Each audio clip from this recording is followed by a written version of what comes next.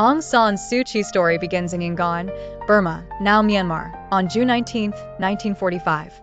She was born into a family that carried the heartbeat of her nation.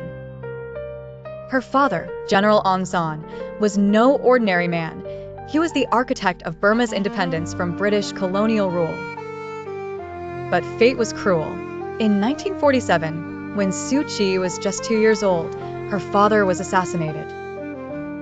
The country mourned the loss of its founding father, and a little girl grew up in the shadow of his sacrifice. Her mother, Kin Chi, became a respected diplomat and a single parent who raised Suu Kyi with discipline, courage, and love. Suu Kyi grew up learning that her family name carried not just honor, but also a deep responsibility to the people of Burma. From an early age, Suu Kyi showed a remarkable intelligence and a calm determination. She studied in Yangon, then later went abroad. At Oxford University in England, she studied philosophy, politics, and economics. There she met her future husband, Dr. Michael Aris, a British scholar.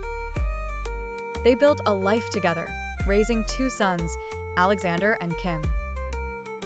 Suu Kyi could have lived peacefully in the West, enjoying the comforts of academic life. But history had other plans for her. In 1988, political unrest shook Burma. The people were rising against decades of harsh military rule. Suu Kyi returned to Myanmar to care for her sick mother, but soon she was swept into the nation's struggle for freedom. Her father's spirit seemed to call her back to her homeland, and she stepped forward as a leader at a moment when the country desperately needed hope. When she addressed massive crowds in Yangon, people listened in awe. She spoke with gentleness, yet with unshakable conviction. That same year, she co-founded the National League for Democracy, NLD.